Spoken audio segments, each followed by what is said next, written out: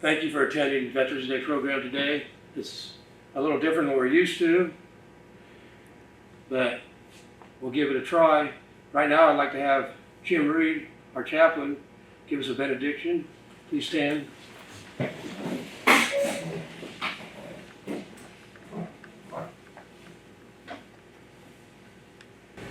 Their duty, their honor, and their lives are precious gifts that must be given to the future of our country and our families. Today is for remembering. Stand in honor of them. Walk in their paths of duty. Remember their cost, and hold in your hearts the cause of freedom. Amen. Please be seated.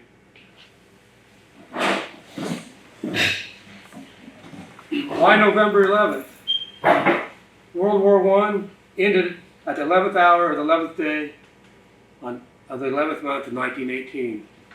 When the armistice with Germany went into effect, at the urging of major veteran groups, Armistice Day was renamed to Veterans Day in 1954. I had short notice, a week and a half, so I couldn't think of a speech, and I was busy, so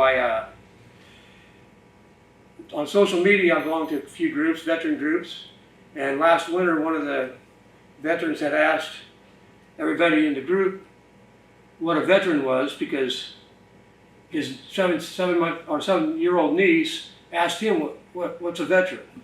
So everybody put their heads together, and they were coming up with different things, what they thought was a veteran. And I compiled a bunch of those and put them on paper, and we are veterans. We left homes as teenagers for an unknown adventure. We love our country enough to defend it and protect it with our own lives.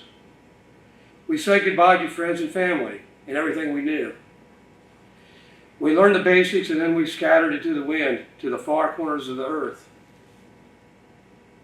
We found new friends and family. We became brothers and sisters, regardless of color, race, or creed. We had plenty of good times, and we had plenty of bad times. We didn't get enough sleep. We smoked and drank too much. We picked up good habits and bad habits. We worked hard and prayed harder. We didn't earn a great wage. We experienced the happiness of mail call and the sadness of missing important events. We didn't know when or even if we were going to see home again. We grew up fast, and yet somehow never grew up at all. We fought for our freedoms as well as the freedom of others. Some of us saw actual combat, and some of us didn't. Some of us dealt with physical warfare. Most of us dealt with psychological warfare. We have seen, experienced, and dealt with things that we can't fully describe or explain, as not all of our sacrifices were physical. We participated in time-honored ceremonies and rituals with each other, strengthening our bonds and our camaraderie. We counted on each other to get our job done and sometimes to survive it at all. We have dealt with victory and tragedy. We have celebrated and we have mourned. We have lost a few along the way. When our adventure was over, so many of us went home. Some started somewhere new, and some never came home at all. We have told amazing and hilarious stories of all of our exploits and adventures. We share an unspoken bond with each other, and most people will never understand. We speak highly of our own branch of service and poke fun at the other branches. We know, however, that if needed, we will be there for our brothers and sisters, and we will stand together as one in a heartbeat. Being a veteran is something that has to be earned. It can never be taken away. It has no monetary value, but at the same time, it is a priceless gift. People see a veteran and thank them for their service. When we see each other, we give that little upwards nod or a slight smile, knowing that we have shared and experienced things that most people have not. So for myself to the rest of the veterans out there, I commend you and thank you for all that you have done and sacrificed for our country. Try to remember the good times and forget the bad times. Share your stories, but most of all, importantly, stand tall and proud, for you have earned the right to be called a veteran. And if you know a veteran, a family member is a veteran, ask them for their stories. Some are happy to tell you some of their stories, and they're very proud of their service. So thank you very much for listening today, and we'll carry on with our rifle salute. Thank you.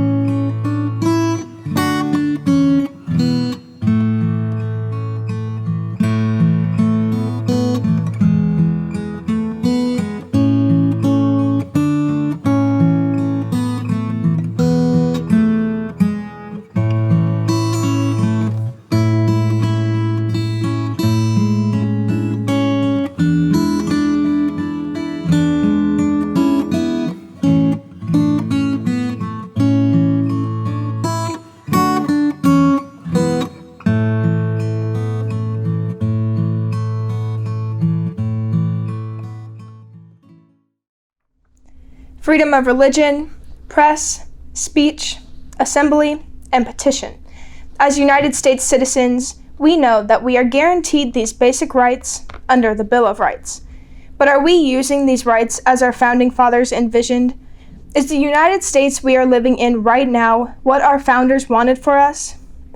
When writing the Constitution, our founders wanted the people to be able to make amendments, and we have made these changes to create a better society for all. Many people will argue that right now our country is going downhill. However, there is so much reform and change coming our way. The country we are living in today is exactly what our founding fathers had envisioned for us, because through the use of our rights, we have adapted and will continue to adapt the Constitution to best serve our country's changing needs. Our founding fathers envisioned a country that would protect people's rights and provide the principle of self-governance. Our founders rallied people who would eventually become American citizens away from the government of Great Britain to provide this idea. The Constitution begins with, "We the people of the United States, in order to perform a more perfect union, establish justice, ensure domestic tranquility, provide for the common defense, promote the general welfare, and secure the blessings of liberty to ourselves and our prosperity, do ordain and establish this Constitution for the United States of America." Our fathers wanted a country for people to flourish and grow themselves. However, they knew that to provide this lasting protection, there had to be flexibility to adapt to the changing times. In our past, many changes have been made to create a more justified United States. Amendments 19 through 27 have all been made within the last 100 years. These amendments range from federal reform to removing taxes to extending voting rights. These recent changes have helped shape the nation we live in today. Amendments 19 through 27 needed to be ratified to provide that justification and protection to women and minorities. However, there is more reform in our near future. Most recently, there have been many protests happening daily. Protests for racial justice, justice and rights for the people of the LGBTQ+ community, and protests for women's rights.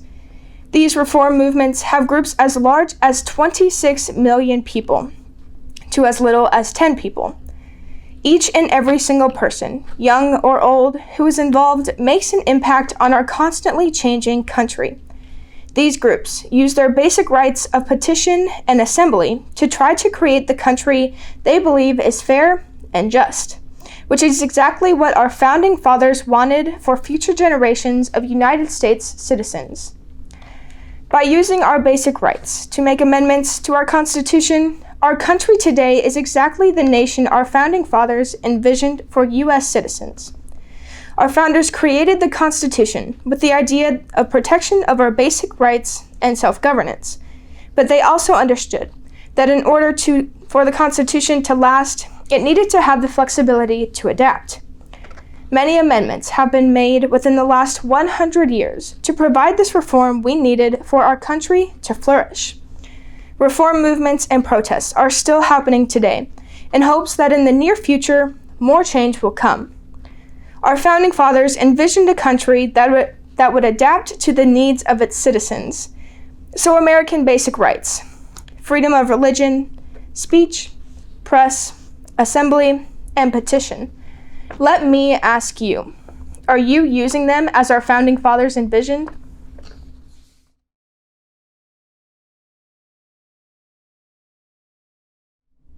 The year is 1776. John Adams, Thomas Jefferson, Benjamin Franklin, Roger Sherman, and Robert Livingston are meeting in Philadelphia, Pennsylvania to draw up the Declaration of Independence. These men are focused on creating a brighter future for generations of Americans to come, to break free from the tight grip of King George III. They aren't concerned about foreign wars, pandemics, or even politics. While some ideals the Founding Fathers envisioned have become reality, America still has a lot of improving to do in order to become the country that the Founding Fathers envisioned. The Founding Fathers wanted America to be a place where everyone was treated equally.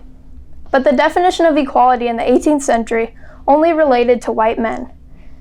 While the definition has changed in the 21st century to include all races as well as women, we still have not achieved great equality. The gender and race wage gap in America is blatantly obvious everywhere you go. For every dollar a white man makes, a white woman makes 80 cents, while an African American woman only makes 62 cents. In the past 10 years, riots have seemed to become a recurring event. They have occurred everywhere, from small towns like Ferguson, Missouri, all the way to the nation's capital, Washington, D.C. I don't think that the Founding Fathers ever thought they would have to deploy the military in order to protect the president from unruly protesters. The Declaration of Independence was created to make the United States a free country.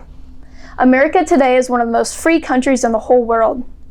Every citizen has 27 rights and freedoms guaranteed to them. You can make your voice heard by using the freedom of speech, press, and assembly. Also, everyone can cast their vote for the candidate they believe best represents the principles they stand by.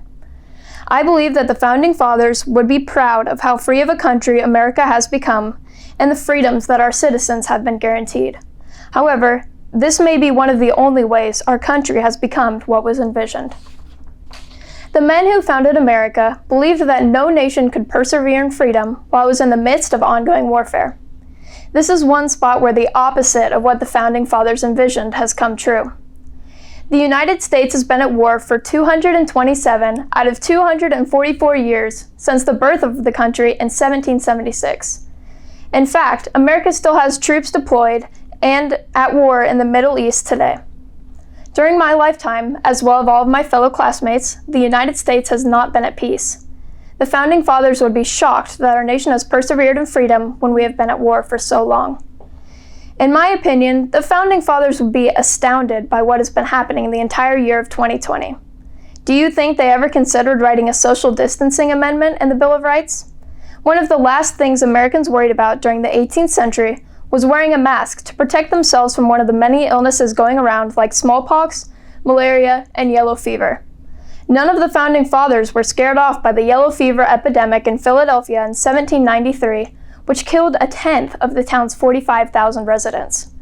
They might be surprised to see the reaction of the United States government in response to the COVID-19 pandemic. Overall, I believe that this country is not what the Founding Fathers envisioned during the late 18th century. The United States has become a country with more freedoms than any other. However, America still hasn't become the nation of equality that the Founding Fathers imagined. While some of the Founding Fathers' ideals have come true, America still has not yet become the country that they envisioned.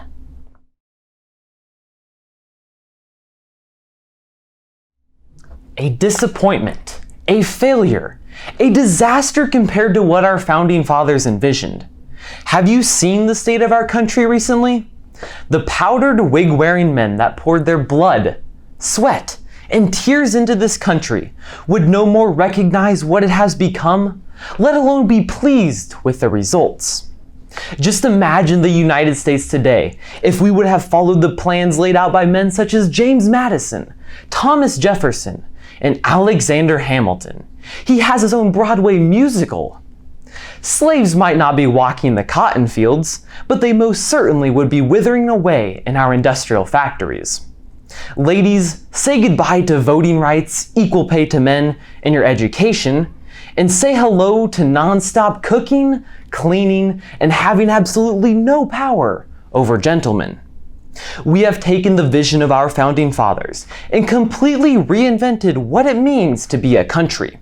We have surpassed all expectations. Now, who was America actually designed for? Was it you and your friends, or perhaps the guy down the street and his family? Or was it any of us?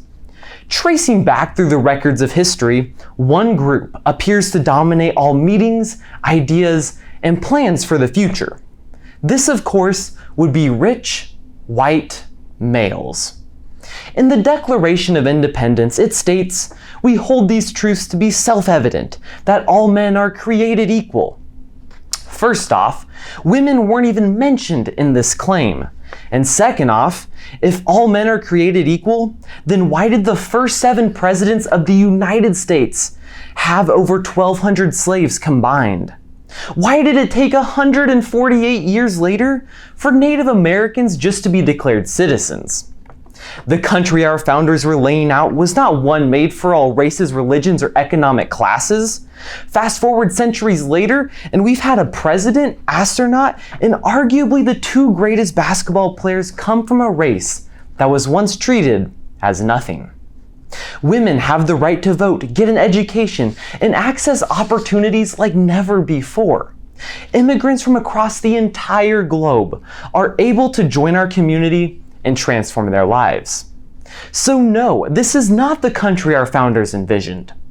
Any group of people has the chance to punch their ticket in the country that carries the world on its back.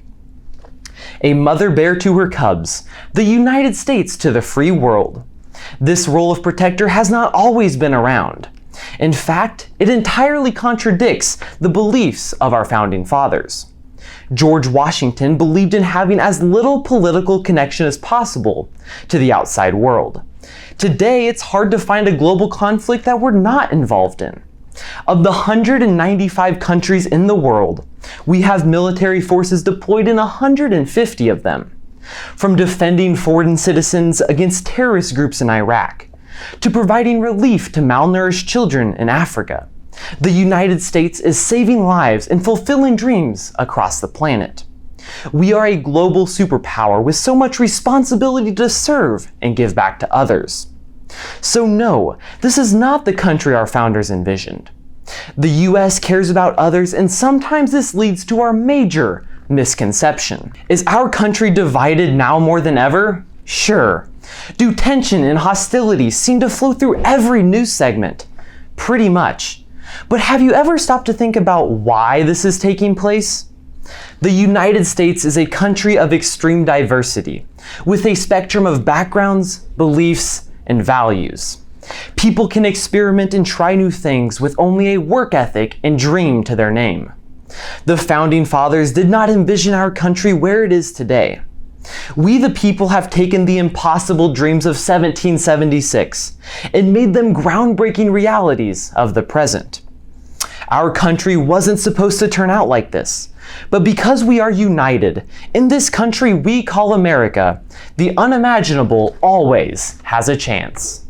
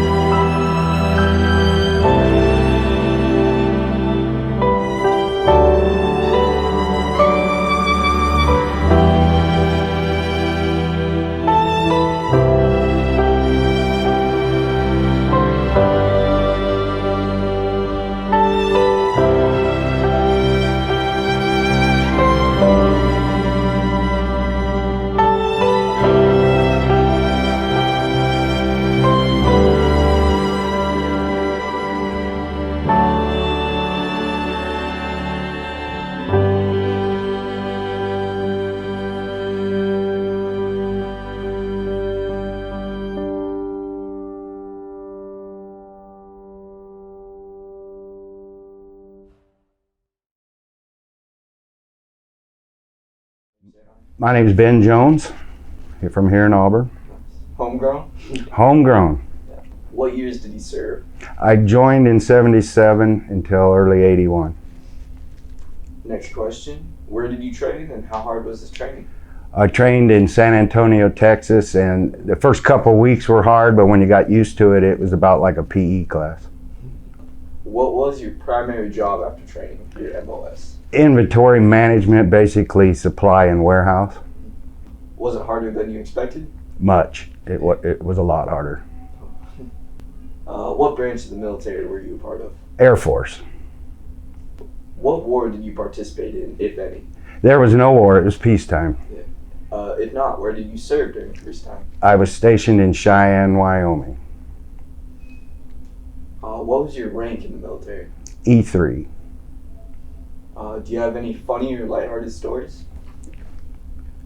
Oh, well, we did have a blizzard out there one year, and they shut the base down for a week, and every day we got served cheese sandwiches. That was our food for a week. It was terrible. Get sick of it? Yes.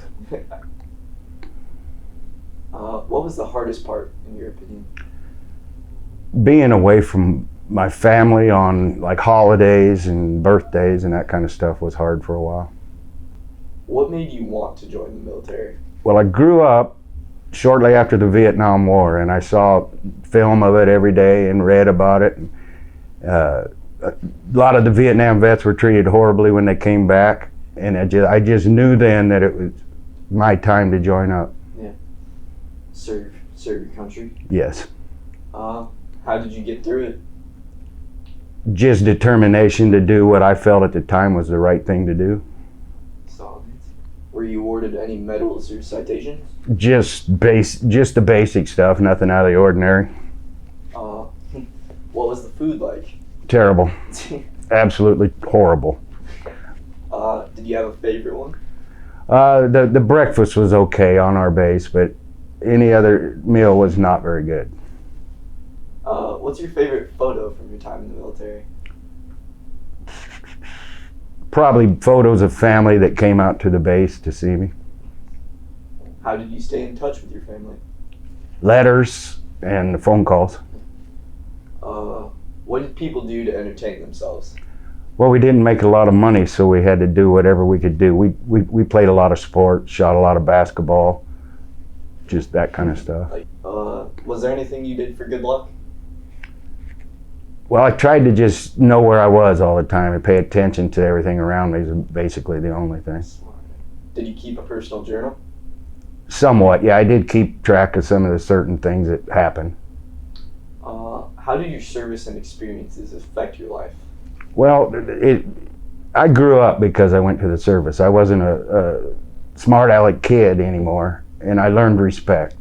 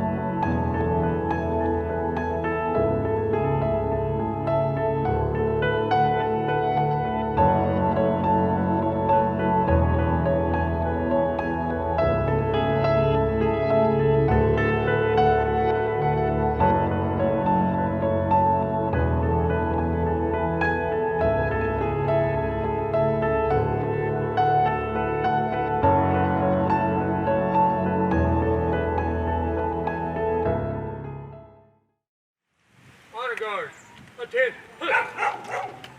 Present arms. Honor guard, prepare to honor all veterans, past and present. Ready. Aim. Fire.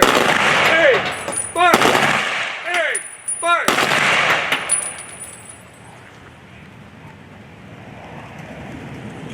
Honor guard, right face.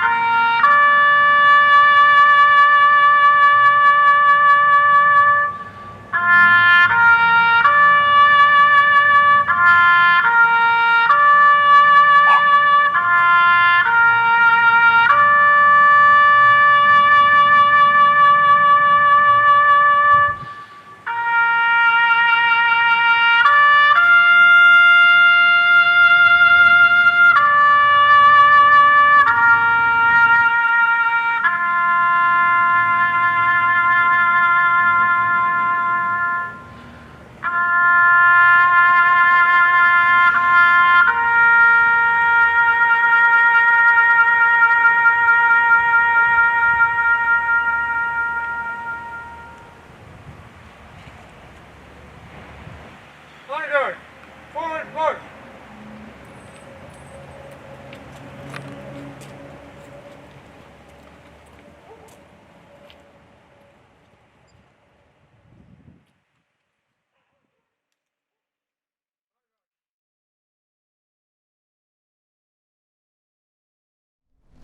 My grandparents had 3 cross stars in the window of their farmhouse during World War II. This is a tradition that started in World War I, 1910 actually, and continued through World War II, and then it continues today. Each star represents a son or daughter who are on active duty or at war. 9 children comprise the Oliver kids, 6 boys and 3 girls, and the oldest was Ralph. All of the boys joined after Pearl Harbor. the 4 oldest boys who were draft eligible and age-wise. Ralph was declared unfit for service, 4F, and that was tough for my Uncle Ralph to take. Being the oldest, it was a terrible burden for him. And it was kind of strange because he was the strongest man in Buffalo County. He could grab the dog ears of a 50-pound sack of potato and throw them over a railroad car. The next was Leroy. And Leroy, my Uncle Leroy, was a scholar athlete. He was really dapper, well-dressed all the time, and he had a super bright future. Graduated top of his class, but he enlisted and he went to war. He was in the OSS, which was the World War II equivalent of Special Forces. And the reason he ended up there because he could speak German and French flawlessly. And so he ended up in Special Forces. The next was Elton, my Uncle Elton. He had jet black hair, loved to hunt and fish, and he went and joined the Army, and he ended up in the Tank Corps. And he came ashore on the second day at Normandy. He fought in the Battle of the Bulge, and when the war was over, he remained in Europe, and he was an MP, military police at the Nuremberg war crimes trials. My next uncle that served in World War II was my Uncle Mike, and he was the youngest of the boys who were eligible to go. He joined the Navy, and he survived wave after wave of kamikaze attacks on his destroyer. And his destroyer was the first ship to enter Tokyo Bay after the cessation of hostilities and at the end of the war. Each of these young men joined because of a sense of duty to each other, to their family, and to their country. My grandmother used to tell me that how terrified she was. Every time a car would come up the country lane to their farmhouse, fearing the news that one of her boys wasn't coming home. Fortunately, all the boys did make it home alive, but not all of them was okay. Leroy suffered from shell shock, which is better known as PTSD today. His mind had been overcome by all the horrors he had witnessed during the war, and his flashbacks and violent episodes became more frequent and savage. My grandmother refused to have him institutionalized with the VA because he was a hero. One morning, my uncle beat my grandmother and my grandfather nearly to death in a violent episode that he had.